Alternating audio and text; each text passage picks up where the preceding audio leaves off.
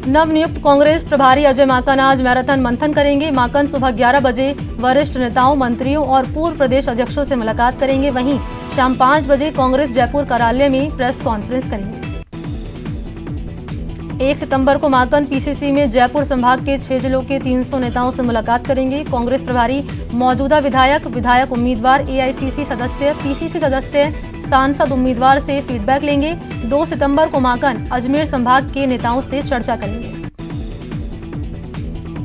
देर रात सीएम गहलोत ने सीएमआर में अजय माकन के सम्मान में डिनर का आयोजन किया। डिनर में अजय माकन, सीपी जोशी, सचिन पायलट समेत कई वरिष्ठ मंत्री, विधायक शामिल हुए। कांग्रेस प्रभारी माकन पर दोनों गुटों में सामंजस्य बिठाने की जिम्मेदारी है। सीएमआर में मुख्यमंत्री गहलोत, सचिन पायलट और वरिष्ठ नेताओं की करीब 45 मिनट मुलाकात हुई। पायलट के साथ उनके समर्थन विधायक भी मौजूद रहे। सचिन पायलट ने ट्वीट कर कहा कि माकन जी के मार्गदर्शन में प्रदेश कांग्रेस को नई दिशा मिलेगी। अजय माकन ने बीजेपी पर करारा प्रहार किया। माकन ने कहा कि पैसे की ताकत को प्रदेश के बहादुर लोगों ने ठुकरा दिया। जयपुर के बीजेपी मुख्यालय में प्रदेश के जिला प्रभारी और संभाग प्रभारियों की मीटिंग आयोजित की जाएगी। इस दौरान बीजेपी के प्रदेश अध्यक्ष सतीश पूनिया ने प्रभारियों को संगठन को और अधिक मजबूत बनाने पर जोर देने को कहा। सतीश पूनिया ने एक कर सभी बीजेपी जिला प्रभारियों से उनके जिलों का फीडबैक लिया। तकरीबन 50 जिला प्रभारी इस मीटिंग में मौजूद रहे। देश में बीते 24 घंटे में कोरोना के 78,761 नए केस मिले। इसके साथ ही देश में कोरोना पॉजिटिव मामला 35 लाख को पार कर गया। देश भर में पिछले 24 घंटे में 948 लोगों की कोरोना से मौत हो गई, जिसके बाद मृतकों की संख्या बढ़कर 63,498 हो गई। गहलोत सरकार ने अनलॉक 4 की गाइडलाइन जारी कर दी। सीएम आवास में प्रदेश के मौजूदा हालात पर लंबे मंथन के बाद गृह मंत्रालय ने दिशा निर्देश जारी किए। अनलॉक 4 के दौरान कंटेनमेंट जोन में किसी प्रकार की छूट की अनुमति नहीं। Social, academic, sports, entertainment, cultural, धार्मिक, राजनीतिक कार्यक्रम में 50 लोगों से ज्यादा की अनुमति नहीं होगी।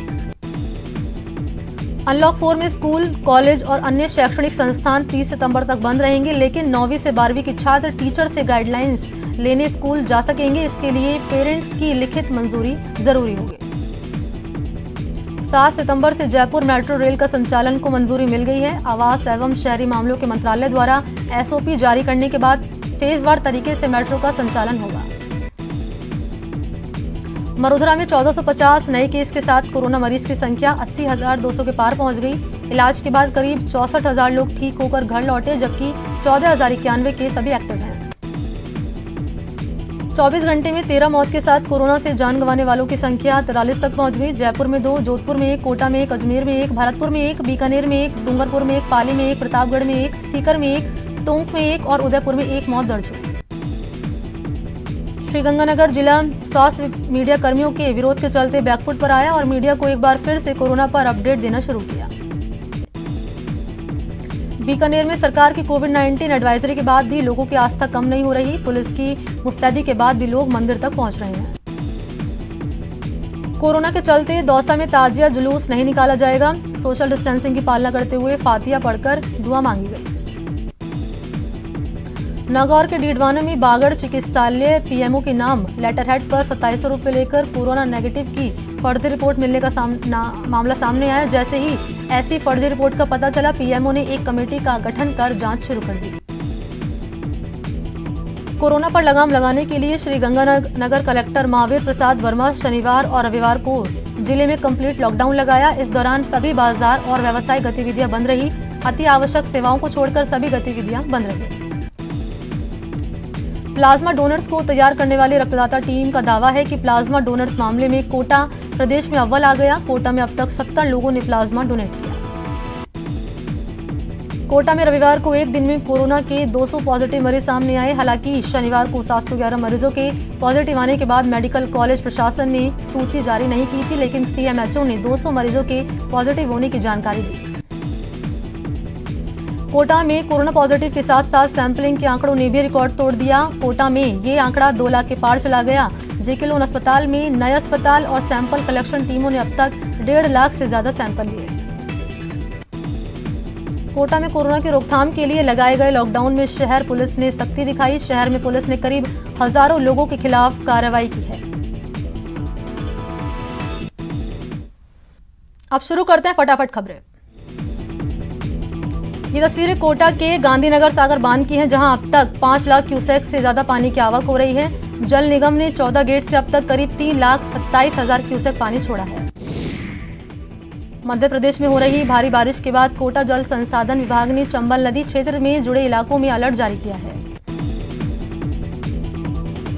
बाड़मेर जिले में भारी बारिश ने शहर को पानी पानी कर दिया। जल भराव के चलते जहां राहगीरों और वाहन चालकों को परेशानियों का सामना करना पड़ा, वहीं जिला कलेक्ट्रेट, सेवा सदन और वृंदावन धाम के पास जल भराव ने प्रशासन की पोल खोल दी। सिरोही जिले में बारिश के बाद लोगों को भारी दिक्कतों का सामना करना पड़ा। लौटाना गांव में तालाब की पाल टूट गई, जिसके चलते गांव में पानी घुस गया।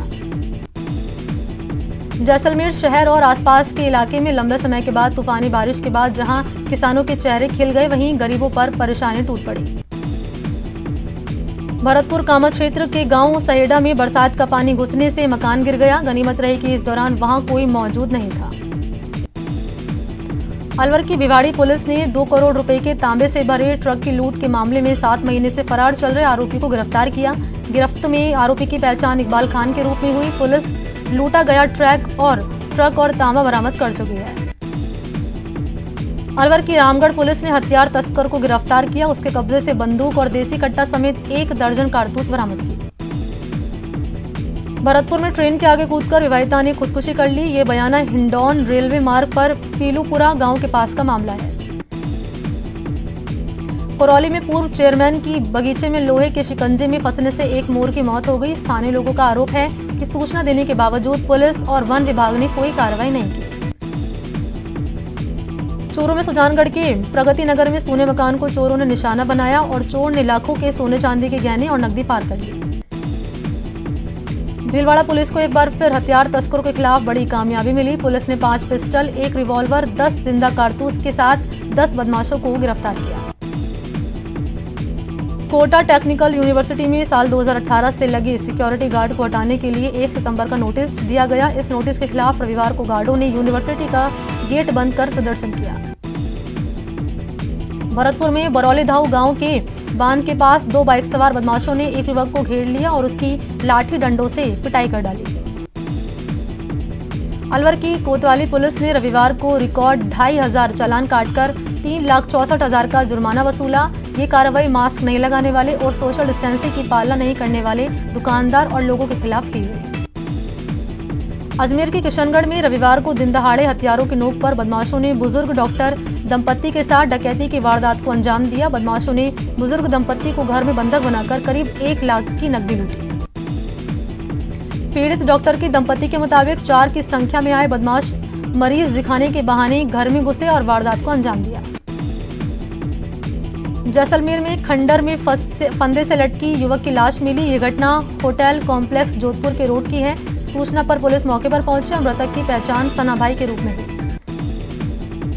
कोटा के अनंतपुरा में एक फैक्ट्री के कमरे में मजदूर ने फांसी लगाकर खुदकुशी कर ली। मृतक सुखदेव एमपी का रहने वाला था। पुलिस ने शव को फंदे से उतारकर एमबीएस अस्पताल की मोर्चरी में रखवाया। झुंझुनू की पिलानी पुलिस ने 3 सटोरियों को गिरफ्तार किया। आरोपियों के पास से लाखों रुपए का हिसाब किताब बरामद हुआ और इनके पास से 18 मोबाइल भी जब्त हुए।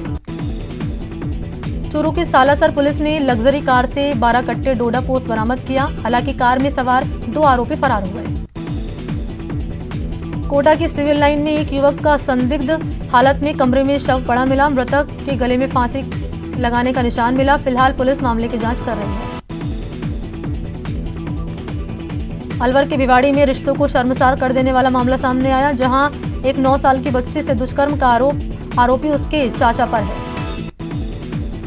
भरतपुर की गोपालगढ़ पुलिस ने 3 शातिर बदमाशों को गिरफ्तार किया। बताया जाता है कि पुलिस को काफी दिनों से इनकी तलाश थी। तीनों आरोपियों ने राजस्थान समेत कई राज्यों में लोगों से धोखाधड़ी कर पैसे की ठगी की है। बारां के रानी बड़ौद में विद्युत विभाग की लापरवाही के चलते एलटी लाइन की मरम्मत के दौरान करंट की चपेट में आने से एक लाइनमैन की मौत हो गई। अलवर शहर के एनईबी थाना इलाके में चेन स्नैचिंग की घटनाएं बढ़ती जा रही हैं। 4 दिन में 2 चेन स्नैचिंग की वारदात के बाद पुलिस की कार्यप्रणाली पर सवाल उठ रहे हैं। बीकानेर के नया शहर थाना क्षेत्र में बढ़ती आपराधिक घटनाओं को रोकने के लिए सीओ सिटी के साथ नया शहर पुलिस की टीम ने आरोपियों की तलाश में दबिश दी।